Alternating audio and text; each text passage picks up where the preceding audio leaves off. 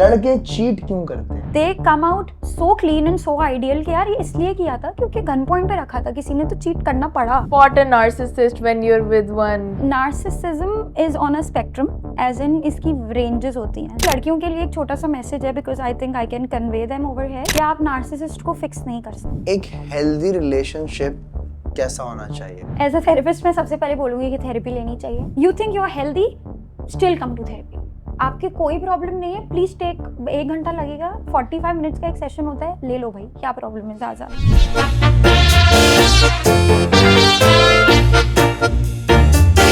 अस्सलाम वालेकुम दोस्तों, welcome to the unscripted show.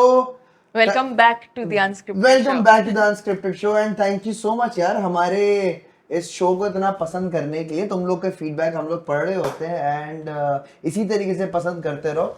आज के शो में आपको अंदाजा हो गया होगा कि हम किन किन टॉपिक्स पर बात करने वाले हैं और किस किस किस्म की बातें जो है होने वाली हैं. सो आप इंट्रोड्यूस कीजिए, आपके दोस्त यहाँ पर हैं. So आज के पॉडकास्ट में मेरी बचपन की दोस्त भी एक्चुअली हमारी दोस्ती कोई ग्रेड 7 में हम, ग्रेड 7 ऑनवर्ड्स 10-12 साल से हमारी दोस्ती है and she is also an associate psychologist. So I think हम लोग बहुत ज़्यादा अच्छे टॉपिक्स पर आज बात करने वाले हैं जो कि नॉर्मली घरों में शायद नहीं होती और बहुत सारी ऐसी चीज़ होती हैं जो हमें नहीं पता होती, एक प्रोफेशनल के थ्रू हमें पता चलेगा. सो we have Sanya here with us and thank you so much for joining us. Thank you for having me. आपने बुलाया, बहुत बड़ी बात है. नहीं सनिया, thank you so much. And देखो आज हम वो सारी बात करेंगे जो इन लोग के घर में नहीं होती है. ठीक है. सबसे पहला सवाल, सवाल डायरेक्ट सवाल सीधी बात मतलब एक बेसिक क्वेश्चन है, मासूमाना सवाल है. जी, बिल्कुल. ये मेरा नहीं है, ये ये लड़कियों आवाम का है. लड़कियों का ये लड़कियों के सवाल है. ठीक है.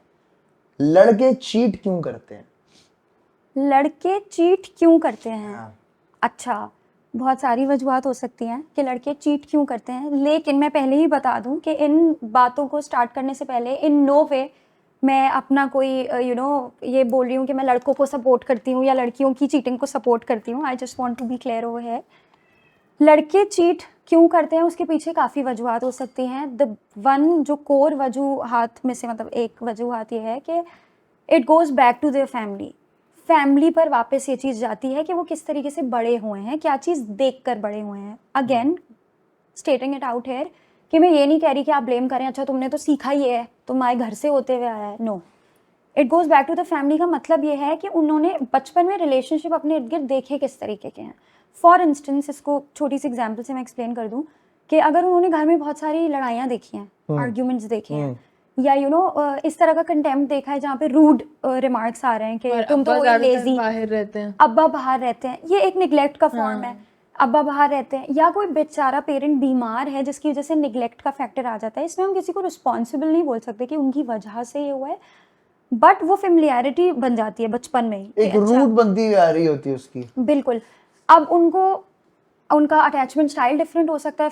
फर्ज करें कि एक लड़का है जो बहुत जल्दी बोर हो जाता है, फ्रीक्वेंटली किसी एक के साथ कमिट करता है and then he is like okay I am done, चलो मज़ा नहीं आ रहा, let's go to somebody else. फिर वो किसी दूसरे से तीसरे पे चौथे पे, यहाँ आता है वही जो मैंने थोड़ा सा पहले भी बोला था, पुश एंड पुल वाला फैक्टर कि वैलिडेशन मिली, ठीक है यार अब मैं बोर हो गया, अब I want something else, something new जो मुझे एक्साइट करे.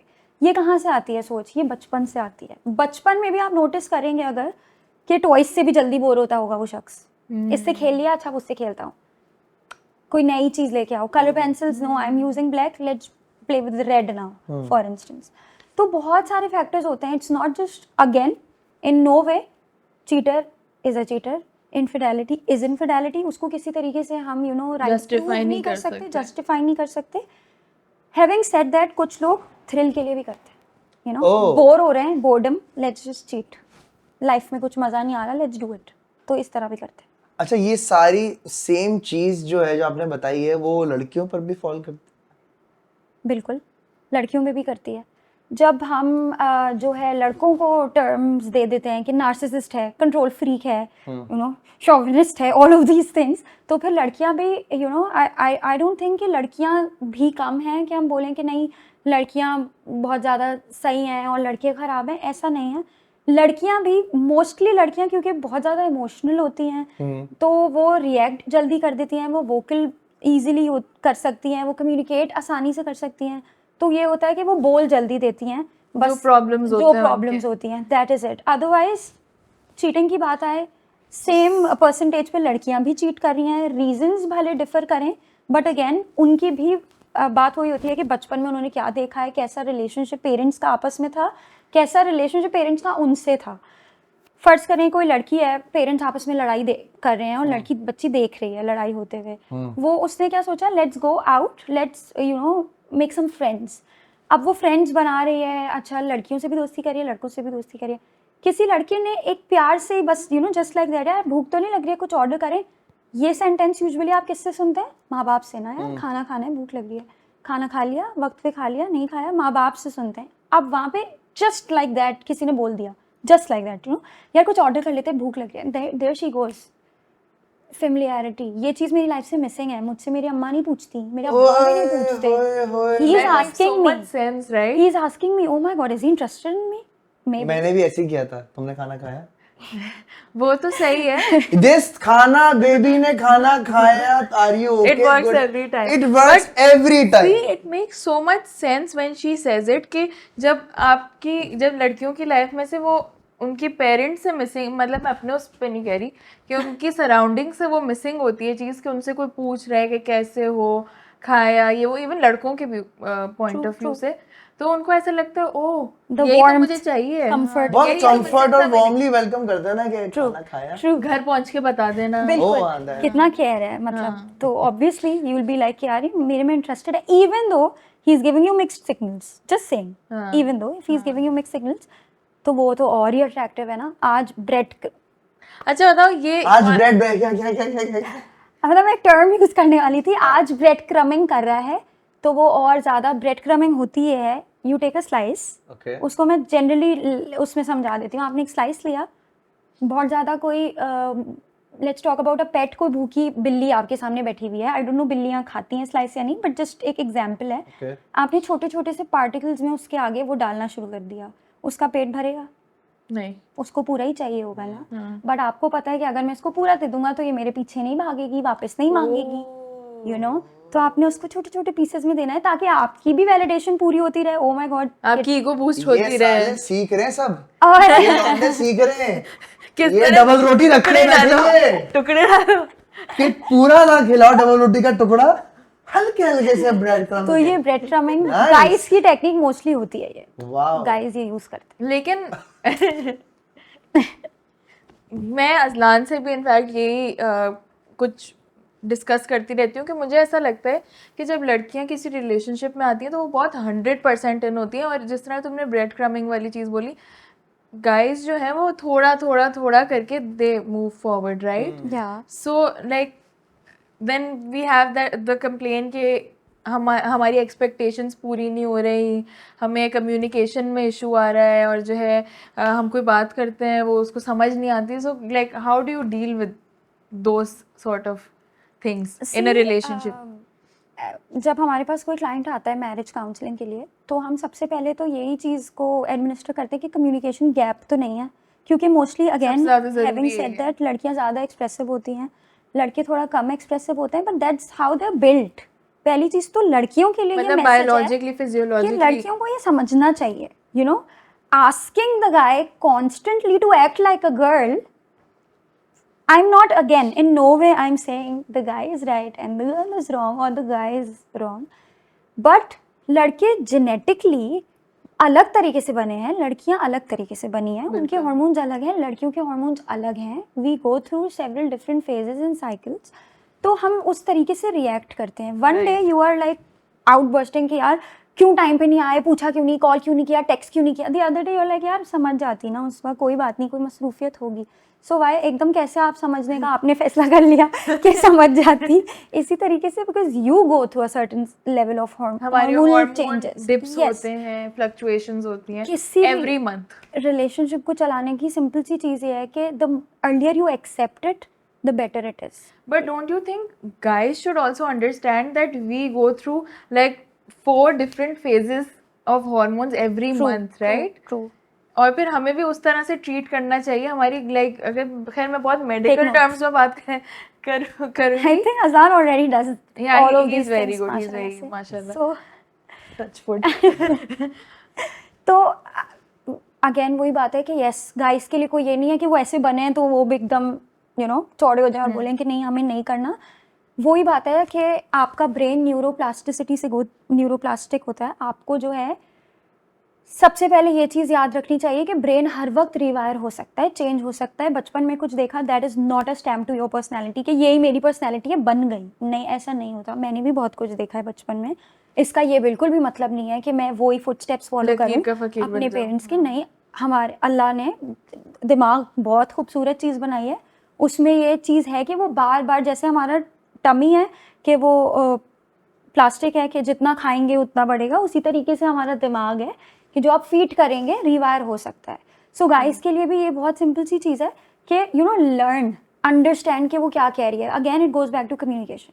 कि आप कितनी कम्युनिकेशन सिंपल रख रहे हैं, कितनी ओपन है, बात कर रहे हैं या नहीं कर रहे.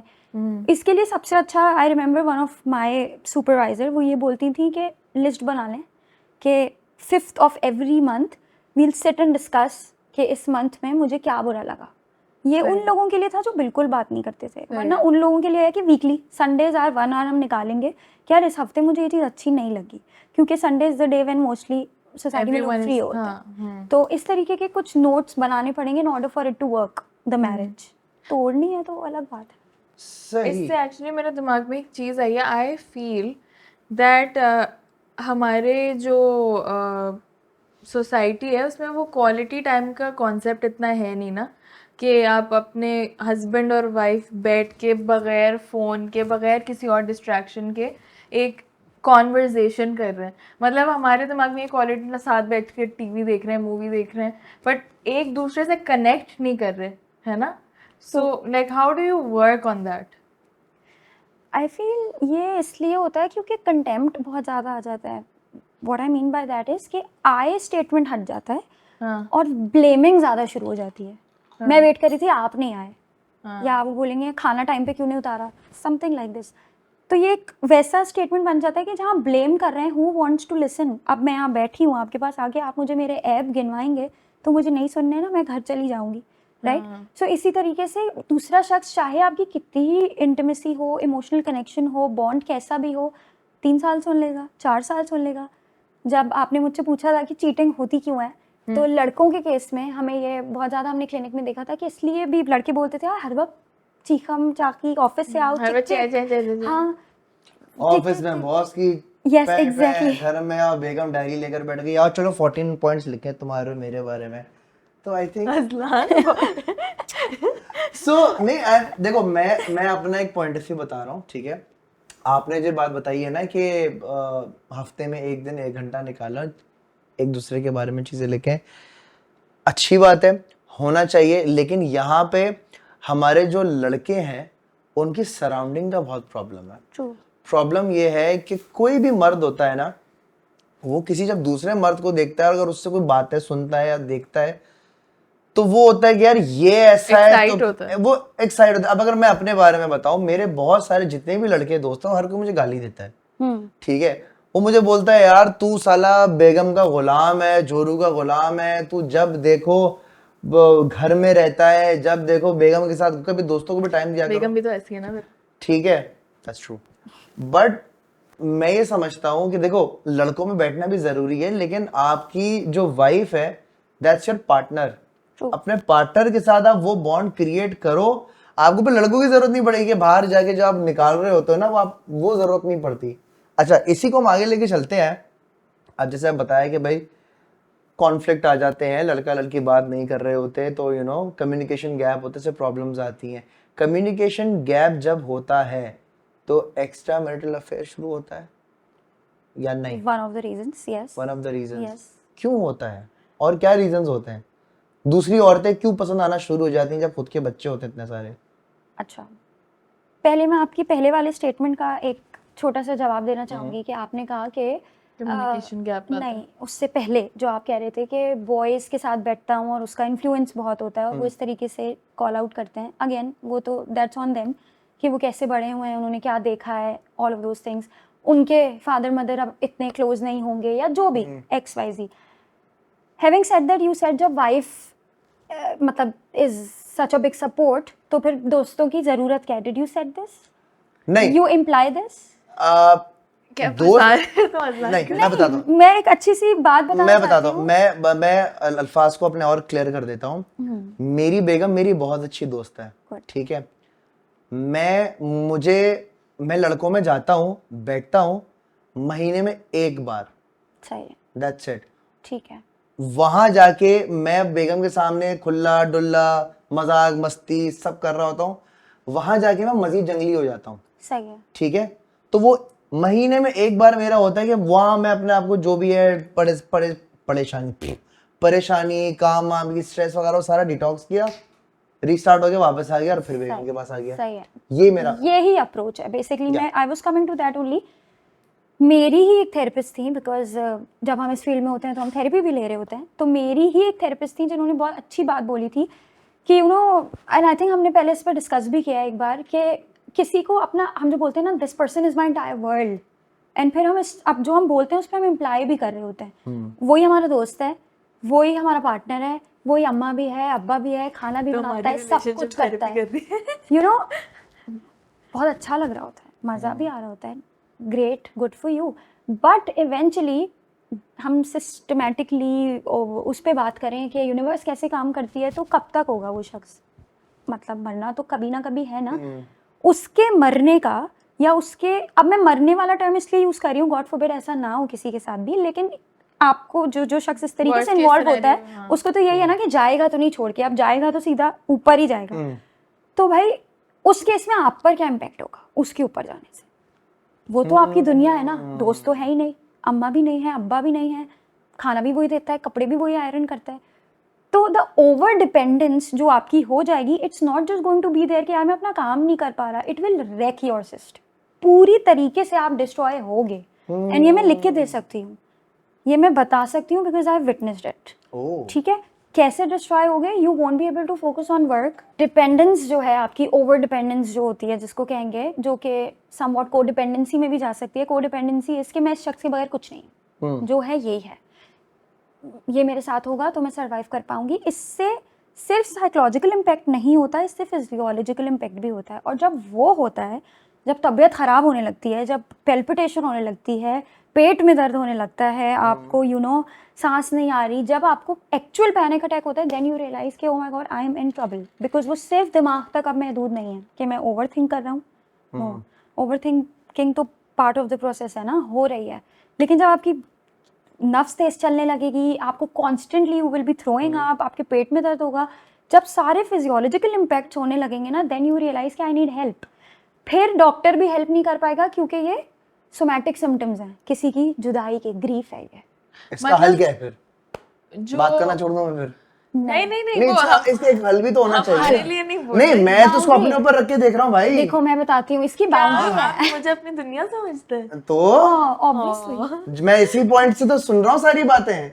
But no, I don't think कि हम इस तरह के कि you are independent, I am independent, but You have a we work have life of your own, you go out, you Yeah, have yeah. friends, but Yeah. I'm talking about those people जो constantly मैं जाऊँ या नहीं जाऊँ, मैं ये पहनूं या नहीं पहनूं, you know, Oh. somewhat controlling factor भी आ जाता है। और उन लोगों की personality जो होती है ना, जो इस तरह करते हैं, वो co-dependent होती है। co-dependent is completely opposite than independent or even dependent. co-dependent is कि ये है, ये बोलेगी तो मैं खाऊंगी, नहीं बोलेगी तो बस चुपचाप, उसका एक निगाह ही काफी है मुझे बोलने के लिए कि डोंट टेक द वाटर, चुपचाप पॉडकास्ट करो। Oh. You know, so it's like that. I'm so involved with her to an extent कि उसने इशारा कर दिया और मैंने नहीं हिलना है।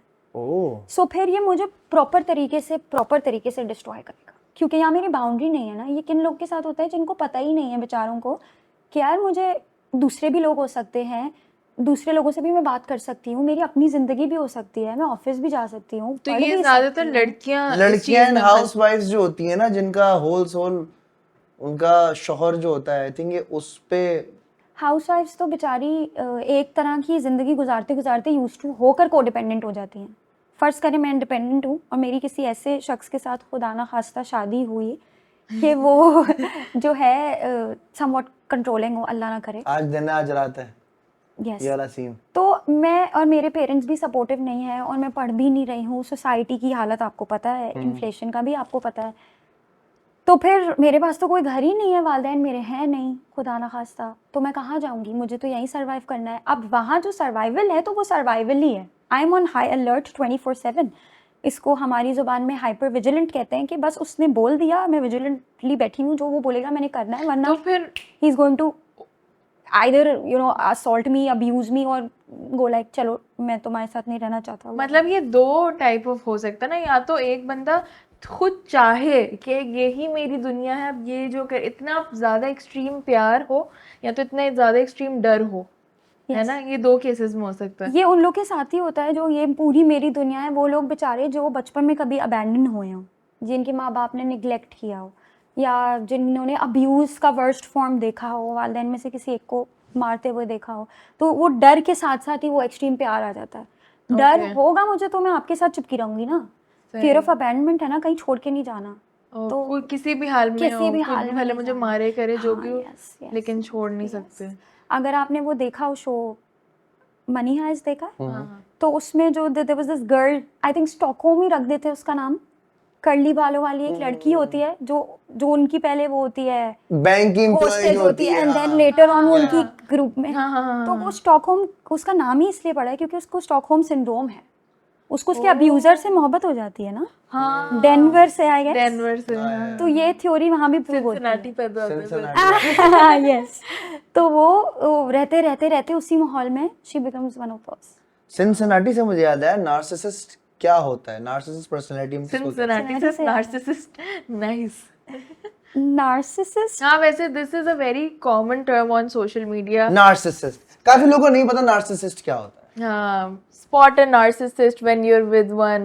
spot ये the वो, red flags, Spot the red flags. it gets on my nerves. So narcissist is a very, I think, Big technical term, right? exactly, narcissism is on a spectrum, as in इसकी ranges होती हैं। अब आप फर्ज करें हम एक उसमें रहते हैं, मेरे अब्बा ने मुझे बोल दिया कि आज 9 बजे घर आ जाना, तो वो नार्सिसिस्ट है, मतलब he is looking out for me. अगर उन्होंने बोल दिया 1 महीने में एक बार, दैट्स फाइन। नहीं, आप कंजर्वेटिव माहौल में रहती हैं, कंट्रोल में रहती हैं, आप नार्सिसिस्ट के साथ रहती हैं, ऐसा नहीं है। Narcissistic personality disorder is a disorder. First लोगों को ये समझना चाहिए, बहुत इजीली आजकल गर्लफ्रेंड बॉयफ्रेंड तो बहुत आराम से यूज़ कर लेते हैं कि मैं मेरा ब्रेकअप हो गया क्योंकि वो कंट्रोल फ्रीक था, नार्सिसिस्ट था। ऐसा नहीं है, प्रॉपर बीमारी है, तो बीमारी को बीमारी की तरह ही केटर करना चाहिए। But having said that, you also can not change a narcissist, never. You cannot change a narcissist unless he decides or she decides कि मुझे help चाहिए। तो you can change a narcissist or no? थोड़ा सा confused, I'll get to that। मैं इसको simple करती हूँ, सबसे पहले नार्सिसिस्ट समझा दो। समझा देती हूँ। नार्सिसिस्ट होता यह है कि एक ऐसा शख्स जिसकी सेल्फ स्टीम से बढ़ के उसके लिए कुछ भी नहीं है, ईगो से बढ़ के उसके लिए कुछ भी नहीं है। बट यहाँ पे ये क्लैश आता है कि अच्छा कोई भी हो सकता है, मेरी ईगो ब्रेक हो जाए, फ्रेजाइल ईगो है, हो गई तो नहीं। नार्सिसिस्ट वो है कि अगर उसकी ईगो ब्रेक होगी तो वो आपको ब्रेक ही कर देगा। You know, a narcissist is someone who is extremely sensitive to criticism, especially when it comes to them। उसके बाद रिवेंज का माइंडसेट भी वो रखते हैं। ग्रैंडियोसिटी एक टर्म हमारी जुबान में यूज होती है, वो ये होती है कि इनसे अच्छा और इनसे बड़ा और इनसे आइडियल कोई है ही नहीं इनके दिमाग में।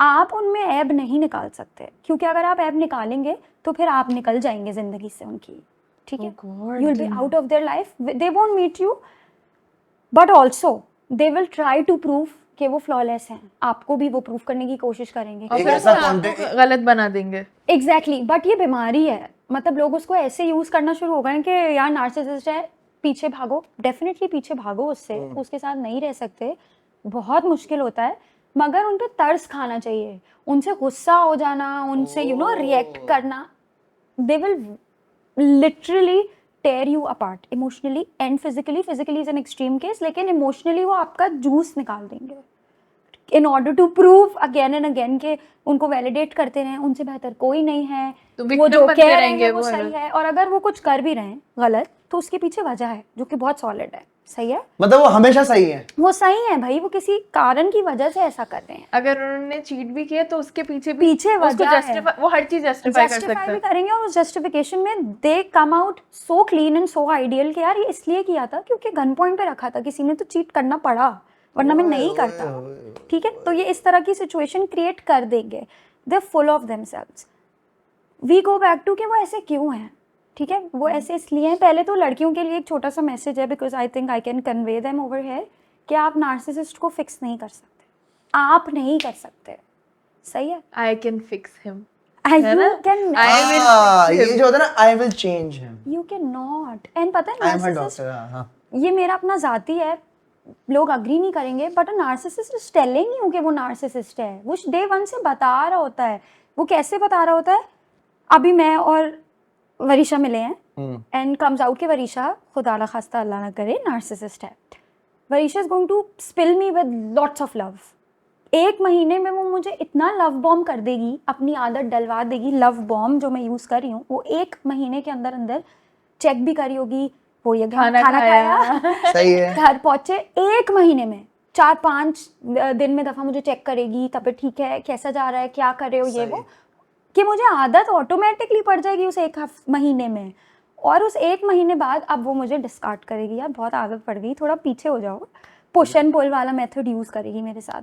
तो अब पर क्योंकि मुझे आदत हो गई है, तो अब मैं क्या करूँगी कि no, I want to talk, क्या हुआ, मैंने क्या किया है, क्या मैंने कोई गलती कर दी है, एम आई एट फॉल्ट? तो फिर नो, कुछ नहीं किया है, यू नो, मैं क्यों कोल्ड हो जाएगा, कोल्ड, स्किट बना ली मैंने, कोल्ड बात है यार, कोल्ड हो जाएगा। लेकिन आई एम श्योर जो तुम सब बोल रही हो, बहुत सारी लड़कियां, उनके दिमाग में वो पूरा एक रिवाइंड हो रहा होगा अपनी रिलेशनशिप कि मेरा वाला ऐसा था, because I think it's a ये मेरा ऐसा पैटर्न। है। And then you try to figure out कि मैंने ऐसा क्या किया है। तो आप वो ऐब ही नहीं तलाश करते उनमें कि यार ये उनकी भी तो हो सकती है, मेरी गलती है यार, मुझसे इतना प्यार कर रहा था 1 महीने पहले, तो अभी नहीं कर रहा, तो यकीनन मैंने कुछ किया है।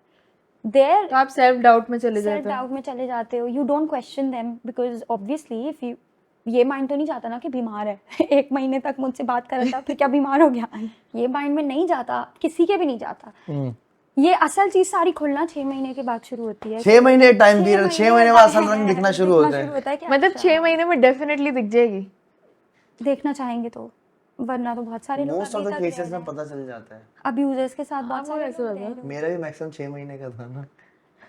आप नार्सिसिस्ट थे अजलान? नहीं, मैं था नहीं, आई डोंट नो, कोई नार्सिसिस्ट की Again, कुछ बात- हल्की टर्म होती है, कोई बात यही है हल्की आंच वाला नार्सिसिस्ट। मैं ये कह रही हूँ कि स्पेक्ट्रम पे होता है। हाँ। अब कोई अगर थोड़ा सा कंट्रोल कर रहा है या थोड़ा कंट्रोल वाली नेचर है, तो वो नार्सिसिस्ट नहीं है, मतलब टॉक्सिक भी हो सकता है। अजलान, आप अपनी जो प्रीवियस वो कह रहे हैं, आप शायद आपकी कंट्रोलिंग नेचर थी, हाँ, लेकिन वो तो थी। अगर नार्सिसिस्ट होती तो Possessive, मुझे भी वो चीजें इसको लेके नहीं, ठीक है, previous के लिए। प्रीवियस मतलब पास्ट की जो इतनी भी अगर मैं आपकी थेरेपी करने बैठूंगी तो मैं आपसे सवाल करने लगूंगी। नहीं, मैं It goes देखो, back. वरीशा को सब पता है भाई। नहीं, वैसे नहीं कह रही, बट जनरली अगर आप अपनी एग्जांपल देंगे, तो अगर आप बोलेंगे कि मैं कंट्रोलिंग था या पोजेसिव था, तो मैं एज अ थेरेपिस्ट पीछे जाऊंगी कि क्यों थे लड़कियों ने बोला okay Azlan, you were so controlling, मुझे आपके साथ नहीं रहना, बट आपने बैठ के सोचा कि मैं ऐसा क्यों था, मैं क्यों हाँ, करता ऐसे था। क्यों थे? ओके, अच्छा, तो मैं खुलेआम बताऊं? आपकी मर्जी है। Okay, so I was very possessive and overprotective and बहुत ही कोई वो लड़के नहीं होते जो दिन है तो दिन है तो बोल दिया, रात है तो रात हो गई। हाँ, मैं था ऐसा, ठीक है, लेकिन मैं क्यों था? ओके, सो अगर इसको मैं एक थर्ड पर्सपेक्टिव से देखूं, मेरी जिंदगी में कभी लड़की आई नहीं थी, और जब लड़की आई तो मैं पागल हो गया, ओए लड़की आ गई बाबा। तो आई थिंक वो उस चीज ने फिर मुझे जो है ना इस किस्म का बनाया कि यार अगर ये चीज है तो फिर इस पे तो मेरा हक है, ठीक है। ये तो फिर मेरा हो गया बॉस, ये तो कोई टेंशन ही नहीं है।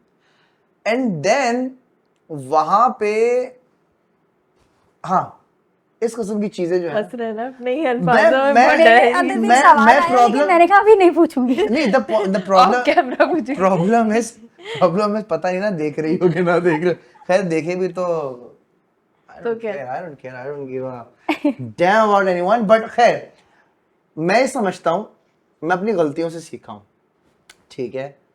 आप बेसिकली ये बोलना चाह रहे हैं आपका लड़कियों में एक्सपोजर नहीं था, तो आपको ये था कि अब कोई गर्लफ्रेंड बनी है तो अब वो मेरी है और इसको कोई Yeah. क्यों देख रहा है, आप ये बोलना चाह रहे हैं। और फिर जैसे जैसे आप और लड़कियों से मिलते गए तो आपको रियलाइज हुआ कि कि ये एक अकेली नहीं है, और हो सकती है। हाँ, एंड देन मुझे जब एक लड़की जब 6 महीने के बाद जब जाना शुरू हुई ना, 6 महीने हर 6 महीने बाद जब जाना शुरू हुई ना, तब मुझे पता चला कि गलती उनमें नहीं, गलती मुझ में है।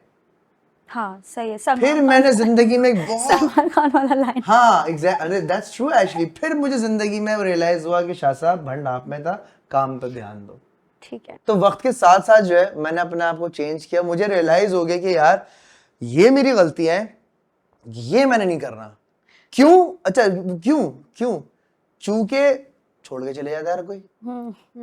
तो ये इसी को मैंने अपना डर बनाया और इसी की वजह से मैंने अपने आप को चेंज किया। हाँ, सो लाइक जैसे अज़लान ने नोटिस किया दैट उनके अंदर ये issues and he should fix them, so don't you think narcissist भी अपना अंदर ये इस तरह के इश्यूज को आइडेंटिफाई कर सकते हैं? Identify- नो हैं? अच्छा, narcissist, that's I was coming to this कि आप नार्सिसिस्ट नहीं हैं, आप बेफिक्र हो जाएं। मैं नहीं हूँ। मैं नहीं हूँ नार्सिसिस्ट, सुन लो सारे तुम लोग। कि आपको किसी को बताने की जरूरत नहीं है। हाँ हाँ तो क्योंकि आपने आइडेंटिफाई किया, इवन आपके जहन में इतना सा भी डाउट आया ना यार कोई मेरी गलती है, मे बी हाँ, that is a clear indication of you not being a narcissist. क्योंकि नार्सिसिस्ट ठीक है? कभी गलत नहीं क्योंकि वो होता। गलत ही नहीं होते। एग्जाम में भी गलत है तो बोलेगा कि टीचर की गलती है। Exactly, but you know what the sad part is, उनके लिए जो मैं बोल रही थी कि थोड़ा अफसोस फील करना चाहिए, वो ये कि उन्हें deep down subconsciously unconsciously they are very aware कि उनकी खामियां क्या हैं, क्या लैक कर रहा है। नार्सिसिस्ट बनते कब हैं? जब आप बचपन में ना बहुत ज़्यादा या तो लाडले होते हैं, ठीक है, इकलौते होते हैं, बहुत पैम्पर्ड होते हैं, बहुत स्पॉइल्ड होते हैं। सो यू डोंट नो कि आपने सीखा ही नहीं होता कि कोई आपको ना कह दे, आपकी कोई बाउंड्रीज नहीं होती, आप बहुत पैम्पर्ड हैं, या आप एक्सट्रीमली निगलेक्टेड हैं, ठीक है, तो आपको एक सुपीरियॉरिटी कॉम्प्लेक्स बन जाता है। आप बहुत ज़्यादा निगलेक्टेड हैं, आपको कोई टाइम नहीं दे रहा, आपको कोई इमोशनली वैलिडेट नहीं कर रहा।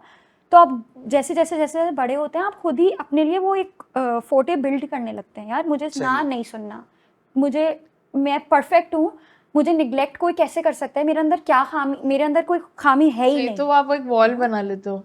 अपने आप को प्रोटेक्ट करते हैं वो खुद ही, क्योंकि वो इतने ज़्यादा बेचारे अवॉइड हो चुके होते हैं, निगलेक्ट हो चुके होते हैं लाइफ में। तो ऐसे लोगों पर तरस खाना चाहिए। तरस खाना चाहिए और दूर रहना तो लेकिन उनको वो फिर कैसे सही होंगे? मुझे उनके लिए दुख हो रहा चाहिए। है। वो ऐसे सही होते हैं कि if they are a partner जो कि एजुकेटेड और लिटरेट और अवेयर पार्टनर है, तो उसने आइडेंटिफाई कर लिया कि यार कुछ तो प्रॉब्लम है, ठीक है, नार्सिसिस्ट नहीं भी है तो स्पेक्ट्रम में कहीं लाई कर रहा है, कंट्रोल फ्रीक है, बहुत एक्स्ट्रा पोजेसिव है, व्हाटएवर, तो वो they bring that person into therapy.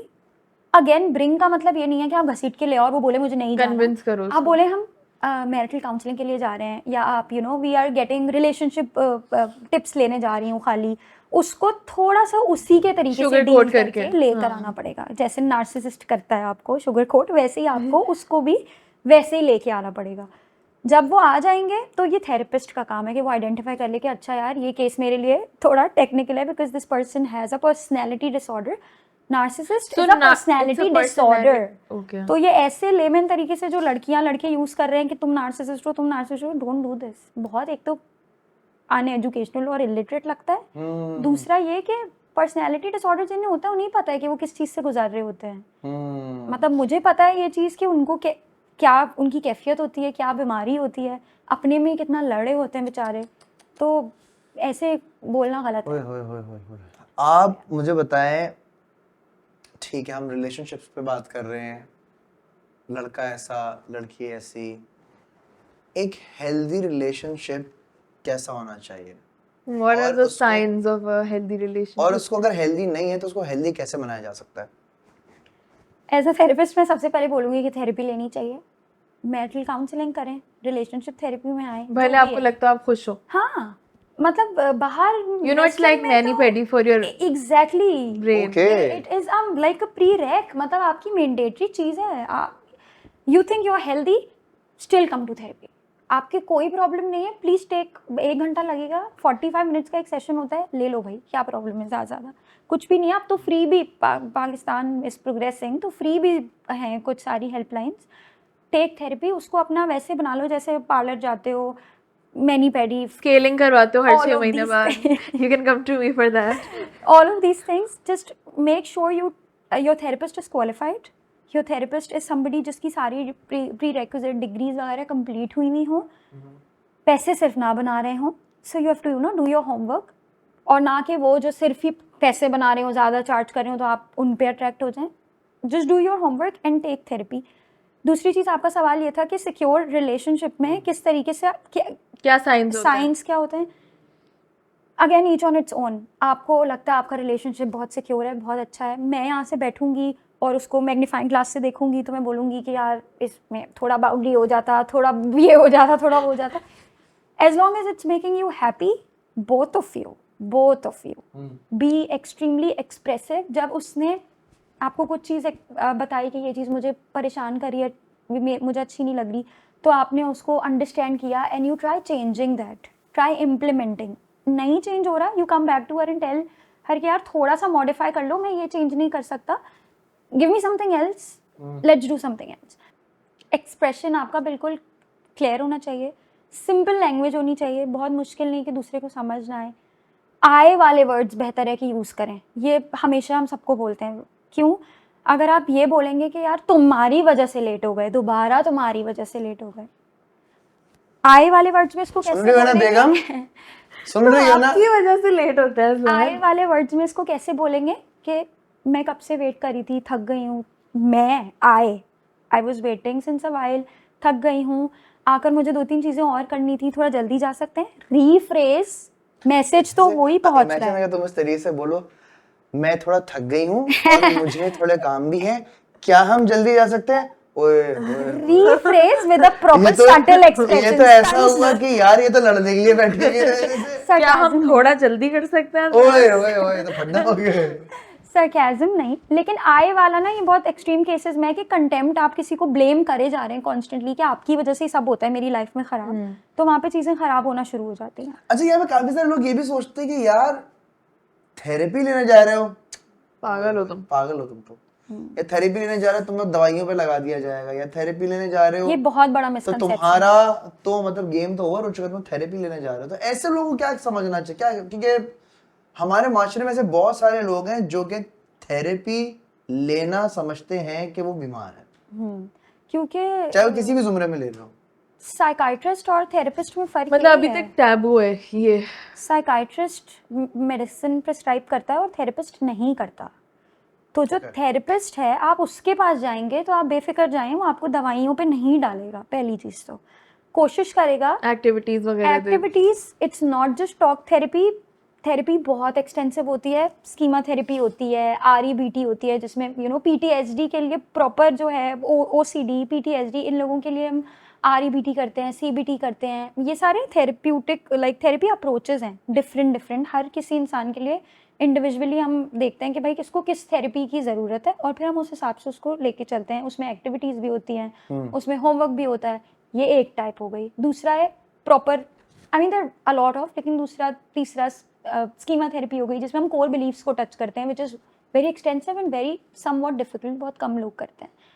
Role playing होती है, अब्यूज़र्स बहुत ज़्यादा करते हैं, PTSD वालों के साथ करवाते हैं. चेयर टेक्निक होती है, जिस्टॉल्ट की, बहुत सारी चीज़ें होती हैं. सो जो लोग कहते हैं कि आप थेरेपी में जा रहे हो और आप पागल हो, तो उनके लिए मैं तो ये बोलूँगी कि काउंसलिंग वाला टर्म यूज़ कर लो. बट अगेन जो ये बोल रहे हैं वो इलिटरेट हैं, फ़र्क नहीं पड़ेगा उनको ज़्यादा. और एक और बात ये भी बता दो चलो कि जो आपका थेरेपिस्ट है वो आपको कभी भी जज नहीं करेगा.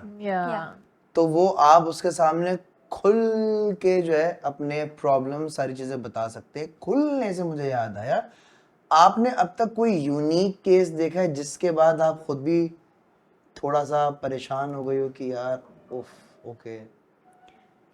Like you were telling me of camera कि तुम्हारे पास एक नार्सिसिस्ट भी आया था. नार्सिसिस्ट एक, मतलब मेरे पास सिर्फ नहीं, एक? मेरे सुपरवाइजर के पास हाँ. एक. इन माई 4 to 5 years ऑफ करियर एक बंदे ने मेरे सामने आज तक एक्सेप्ट किया है कि ही इज़ अ नार्सिसिस्ट. पर ये कहते हुए साथ में वो आए तो ज़रूर थे कि मुझे चेंजेस करने and all of those things, but वो हमारे ही अप्रोचेस चेंज करवा रहे थे जब तक तो मैं उस रूम में रही कि आपने ये गलत बोला है, आपको नहीं ऐसे नहीं तो ऐसे। क्योंकि वो गलत नहीं हो सकता। नार्सिसिस्ट बहुत प्रॉपर लोग होते हैं, मतलब वो अपनी अच्छी खासी रिसर्च करके आए हुए होते हैं, वो बात करने के लिए तैयार होते हैं। सो आप मेरे बहुत उनसे सारे दोस्त हैं। आप उनसे इलॉजिकल सेंसलेस इरेशनल डिबेट नहीं कर सकते कि आप बैठ गए अच्छा आप नार्सिसिस्ट हो, गो बैक टू साइकोडायनेमिक करते हैं, चलो पीछे चलते हैं, आपके पेरेंट्स पे जाते हैं, तो बोलेगा नहीं एवरीथिंग वाज फाइन परफेक्टली। क्या मतलब क्या करते हैं, मैं बहुत अच्छे से लाइफ गुजारी है, माँ बाप दोनों टाइम देते थे, दिस नथिंग, कोई लूप होल ही नहीं है केस में। वो And अपना it's about पूरी you. हाँ, तैयारी करके आए हुए होते advocacy हैं। फिर उनके- आपका काम है सर as a तू बता therapist। तेरा मसला लग रहा है, तू मुझसे जो पूछ रहा है मसला तेरे में अच्छा पता है बहुत मजे की बात है कि मेरे पास एक ड्यूरिंग माई इंटर्नशिप एक बंदा आया था जिसने बोला था आपको नहीं लगता कि आप इस फील्ड में इसलिए हैं क्योंकि आप खुद निगलेक्ट हुई होंगी कभी ना कभी लाइफ में।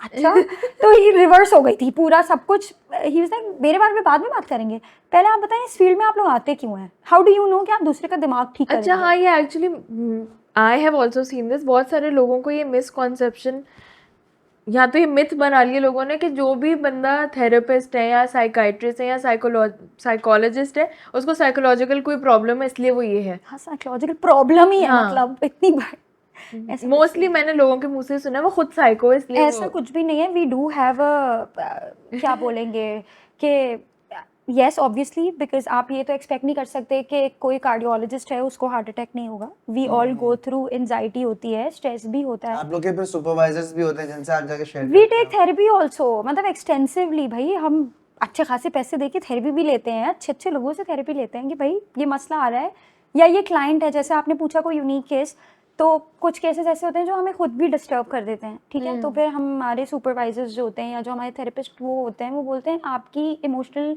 कैपेसिटी या कैपेबिलिटी इस वक्त इसको डील करने की नहीं है।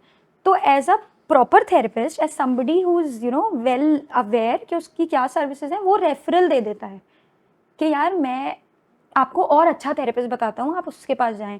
वो ये इन केसेस में करता है जब ये चीज़ उसकी लीक से बाहर है, लीक से बाहर है या वो मेंटल प्रॉब्लम में कैपेसिटी से या वो प्रॉब्लम में जा रहा है। जैसे अब्यूज़ के केसेस बहुत होते हैं। अगर मेरी पर्सनल आप मुझसे पूछें तो मैं एक रिहैब है टीपू सुल्तान पे, मैं सबसे बात करती हूँ और ज़रूर उसका रेफरेंस ज़रूर देती हूँ, नाम मैं अभी मेंशन नहीं करी। तो वहाँ मेरा बहुत आना जाना होता है। तो वहाँ एक there was a client back then, उस बात को काफ़ी साल हो गए हैं। तो basically he was a pedophile, उन्होंने बच्चों के साथ काफ़ी सेक्सुअल अब्यूज़ वगैरह का केस था, लेकिन with that he had a foot fetish also.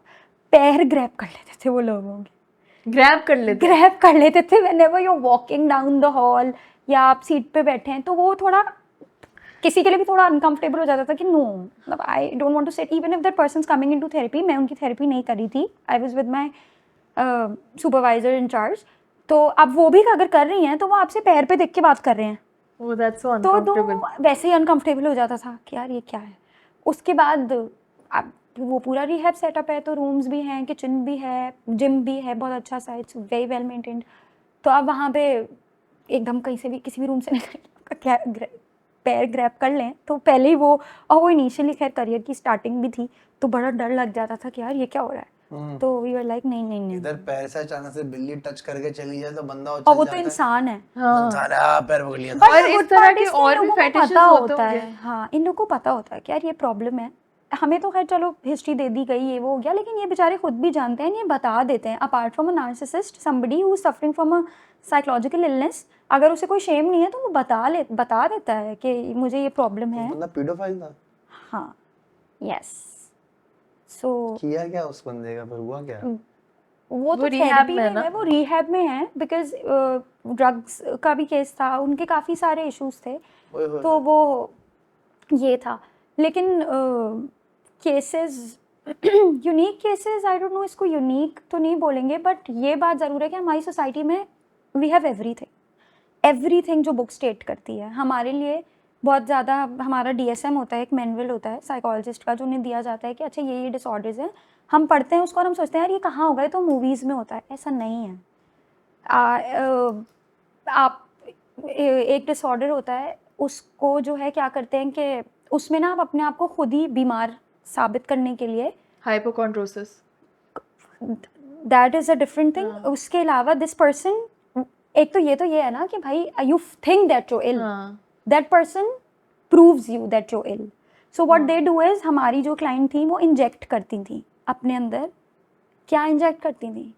सोचें आपके जहन क्या जा सकता है, कहाँ तक जा सकता है? इंजेक्ट करती थी. What? No drugs. No drugs. Urine Yes. What? Shit and urine both. And then she used to come with boils. तो पहले physically screen होती थी and then physically it was nothing and then we get the client कि अच्छा भाई ये मसला है. तो जो बुक स्टेट करती है वो सब हमारे इर्द गिर्द हो रहा है पाकिस्तान में भी. ऐसा नहीं है कि बुक में लिखा है यार तो बस ये तो मूवीज में ये वो. Multiple personality, schizophrenia, first hand experience, multiple personality, what not, abuse, rape cases तो आपके सामने ही हैं.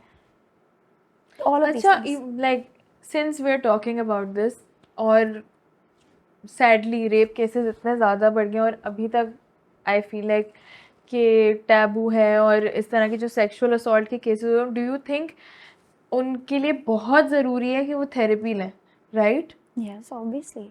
एज इन द जो जो विक्टिम victims है होते हैं. हाँ बिल्कुल, ऑब्वियसली. क्योंकि वो किस ट्रॉमा से गुजरते हैं. और आपको पता है आते भी हैं. जो हमारा जो क्लिनिक जौहर में है which is a government affiliated one, तो वहाँ इंटीरियर से बहुत लोग आते हैं. इंटीरियर से इतने लोग आते हैं. Interior से? That's actually very impressive. Interior से बहुत लोग आते हैं बिकॉज वो बहुत रीजनेबल है, अफोर्डेबल है. लोग आते हैं, दे एक्चुअली वो अपनी सारी प्रॉब्लम्स बताते हैं कि भाई ये हुआ है, बचपन में कोई सेक्सुअल असॉल्ट हुआ है.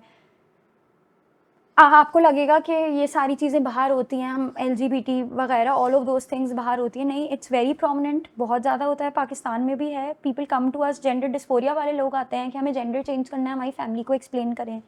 इंटीरियर के इंटीरियर के भी आते हैं, यहाँ के लोग भी आते हैं, यहाँ के आएंगे.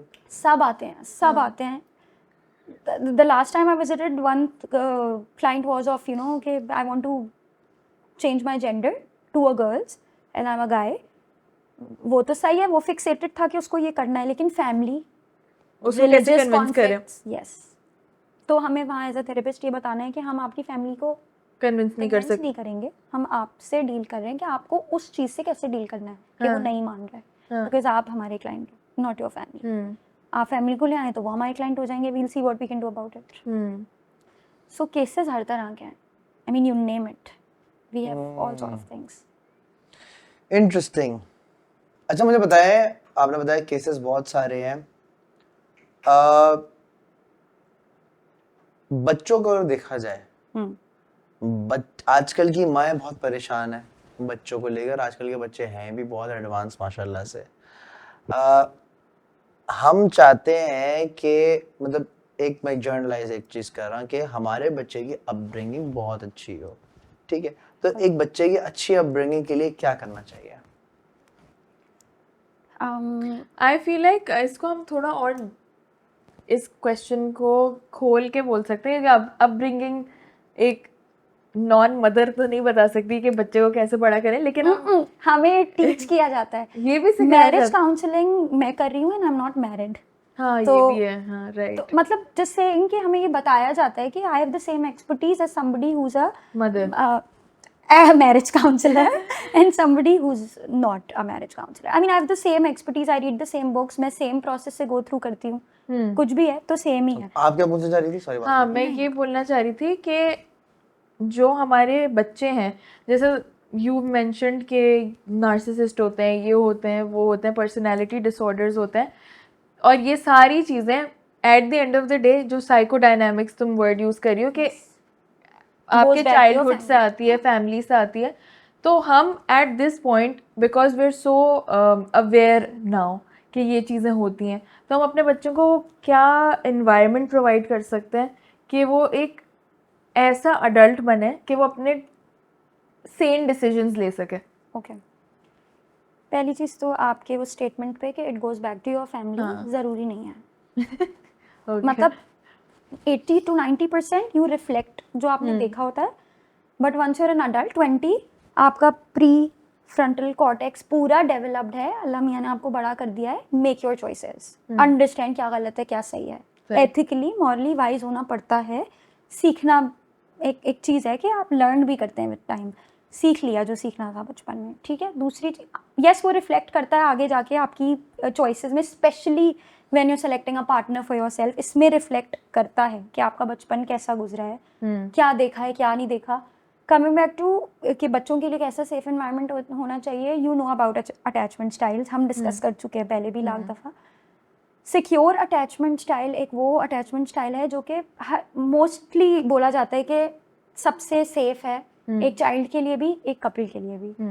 पेरेंट्स एक्सप्रेसिव हैं, घर में चीख नहीं रहे हैं, चिल्ला नहीं रहे हैं, लड़ाई कर रहे हैं तो अलग से जाके करें, बच्चे के सामने नहीं करें। एग्जैक्टली। एंड लड़ाई का भी ना एक मतलब एक आर्ग्यू कर रहे हैं। तरीका है, हाँ। या you're not sitting here के to tell and the other person is like के अच्छा सोनाली अब मैं उठ के चले जाऊं, सो वो अवॉइडेंट में आ जाएगा। लड़ाई भी आपने, लड़ाई इज अ वियर्ड टर्म, हाँ, लड़ाई, एक argue डिस्कशन कर भी रहे हैं, आप जो discuss कर रहे हैं, तो उसमें it's a two way thing ना, टू वे कम्युनिकेशन होती है। मैंने बोल लिया 15 मिनट्स, अब आप बोल लें 15 minutes, let's come to a middle ground, ना ब्लैक ना वाइट, हम ग्रे पे सेटल करते हैं सही। कि ठीक है क्या है। तो वो बच्चा जब देखता है ना कि पेरेंट्स बैठ के बात करके अपना इशू रिजॉल्व कर रहे हैं, सो वहाँ से वो सीख लेता है कि यार बात करने से चीज़ें रिजॉल्व हो सकती हैं, हाथ उठाने की ज़रूरत नहीं है, हाँ। Very good. गाली देने की ज़रूरत नहीं है। आई ऑलवेज से दिस, क्योंकि मैं स्कूल में अभी recently I was working in a school, तो I used to tell people कि जो लोग गाली देते हैं ना, अब लोग मुझसे पूछते थे कि आप गाली के बगैर कैसे, मतलब अब तक, तो मैं कहा जो लोग गाली देते, I can prove my point well enough without a gaali. That's true. तो talk to me like a literate person, ठीक है आपको गुस्सा आ रहा है, वील टेक आवर टाइम, थोड़ा स्पेस दो, वक्त लो, come back to it, we'll discuss it, बगैर गाली के भी हो जाएगा, सही। ठीक है। तो वो ये बच्चे देखते हैं आपके इर्द गिर्द, आपके इन्वायरमेंट में वो सीखते हैं, स्कूल जाते हैं नई चीज़ें सीखते हैं, स्कूल में गालियाँ भी सीखेंगे, स्कूल में ड्रग्स भी सीख लेंगे, स्कूल में पता नहीं क्या क्या सीख लेंगे, लेकिन जितना हम प्रोवाइड कर सकते हैं, बट वो जितना देखेंगे safe environment- पेरेंट्स आपस में डिस्कस करें तो घर स्कूल की चीज़ें भी आके बताएंगे कि यार आज ये हुआ, जो भी व्हाटएवर मतलब डिस्कशन करने से बच्चा भी आपका वो होता है कि भाई मैं भी आगे घर में डिस्कस करूं कि भाई मेरे साथ स्कूल में ये Yes. छुपाएंगे नहीं आपसे बातें। ट्रू। बट अगेन आपकी एक बाउंड्री बहुत वेफर थिन लाइन है इसमें कि आपने बच्चे को अपने डिसीजंस भी लेने देने हैं। अगर आप उनकी हर बात सुनने के लिए हर वक्त तैयार हैं और हर वक्त मौजूद हैं, तो आपका बच्चा आप पे इस हद तक डिपेंड हो जाएगा कि वो अपने स्टेप्स या अपनी लाइफ में रिस्क नहीं ले सकता। What as a parent you can do is, I there is this therapist in UK, वो बहुत, इट्स हर पेज, वो बहुत अच्छे से इस चीज़ को एक्सप्लेन करती हैं। क्या आप बोलेंगे कि फॉर एग्जाम्पल अज़वा आपकी बेटी माशाल्लाह से, she is one, she is too young, कोई 3 साल का बच्चा है, आप फादर हैं, आपने उसको उसकी लिए चूज़ करने देना है कि वो बहुत सारे स्विंग्स हैं, वो किस पे जाए, किस में से वो गिर सकता है। अब आपको पता है कि किस में से गिर सकता है, स्लाइड है, खुली है, इससे गिर सकता है, या whatever seize. What you as a father suppose to do in that situation is take, पीछे 2 कदम लेके आप उस बच्चे को ये बोलें, नीचे बैठ कर होल्ड करके, बहुत इंपॉर्टेंट है कि you know the non verbal cues के होल्ड करके gently you tell the kid कि मैं यहीं खड़ा हूँ, आप गिर जाओगे तो मैं उठा के हॉस्पिटल ले जाऊँगा, चोट लगेगी, I'll do anything for it to you know go away. If you want to experience this, you should experience this. वो चोट लगना भी ज़रूरी है, उसको सीखना भी ज़रूरी है। हाँ, वो वही कहते एक, इससे मुझे एक वो याद आई कि what was that, कि जिनके पेरेंट्स हाथ पकड़ के रखते चलते हैं, हैं, वो पूरी लाइफ हाथ पकड़ के ही चलाना पड़ता है, समथिंग लाइक दैट। तो जिसको हमारी बहुत आराम से स्कूल में मम्मी डैडी और वो पता नहीं दौड़ना क्या क्या कहते हैं, आपने उनको एक्सपीरियंस करने देना चाहिए, लेकिन सिक्योर एनवायरनमेंट भी देना है कि अच्छा मेरा अब्बा खड़ा है पीछे, वो प्रोटेक्ट कर लेंगे, वो बचा लेंगे, अब मैं इधर भी भागूं उधर भी भागूं, पूरा प्लेग्राउंड मेरा है, क्योंकि बाप तो बाप होता है, कम करने देते, जा बेटा, हाँ, और मैं यहाँ खड़ा हूँ, जो whatever it comes I take care of it. So you have to prepare them कि the world is yours to explore, मैं यहीं मौजूद हूँ, if something happens you can come back to me. क्या बात, तो वहाँ पे उनका रिलेशनशिप वाला अट्यूनमेंट भी हो जाता है कि यार मैं खुद कर सकता हूँ, कोई प्रॉब्लम हो गया I can go back to my partner. तो ये आप रेस कर रहे हैं ना अपने बच्चे को to become a good individual, secure individual, healthy individual. Sania क्या कहना चाहेंगी जाने से पहले? जाने से मैसेज जो आप पहले हमारी यूथ को देना चाहिए, कोई मैसेज हमारी युवा पीढ़ी को आप देना चाहें? I was about to say that. I know babe. 2 बहुत इंपॉर्टेंट चीज़ें हमने पॉडकास्ट में ही कवर कर ली। एक ये कि थेरेपी लें, प्लीज़ ले लें, सब ले लें, मैं भी लेती हूँ, आपने कभी ली नहीं ली है आपने तो मुझसे मैं चाहता हूँ कि एंड इनफैक्ट आई हम दोनों चाहते हैं कि आपसे हम थेरेपी लें। वरीशा तो नहीं ले सकती। हम क्योंकि हम दोस्त है ना, सो ये लोग अच्छा ये अपने वाला सीन दोस्तों होता को है, तो नहीं। मैं ले सकता हूँ, हम तो दोस्त नहीं, आप कौन है, मैं नहीं आता। लेकिन I think after talking to Sanya, I feel like it's completely okay, even if we're in a very happy marriage, alhamdulillah, it's okay to go to a relationship counselor. True, that's very मतलब important. पता चल जाएगा ना कि हाँ आप गीला तौलिया नहीं डालना है बिस्तर पे, तो नहीं डालना है। नहीं वो ये Also सब बात है। ये है कि आप इसलिए नहीं जा रहे थेरेपिस्ट के पास कि वो आपको आपकी गलतियां गलतियां बताइए, एक प्रॉब्लम ही फ्रेश हो जाएगा। एग्जैक्टली थोड़ा सा exactly you have a safe space. ये आपका एक रूम है, आपने जो बोलना है बोल लो, जो बोलना है। Perfect wife, perfect life, perfect कमाता हूँ, पर कुछ तो होगा यार जो दिल में बॉदर करता होगा, सुकून को डिस्ट्रेस करता होगा। आपसे राब्ता क्या कैसे किया जा सकता है?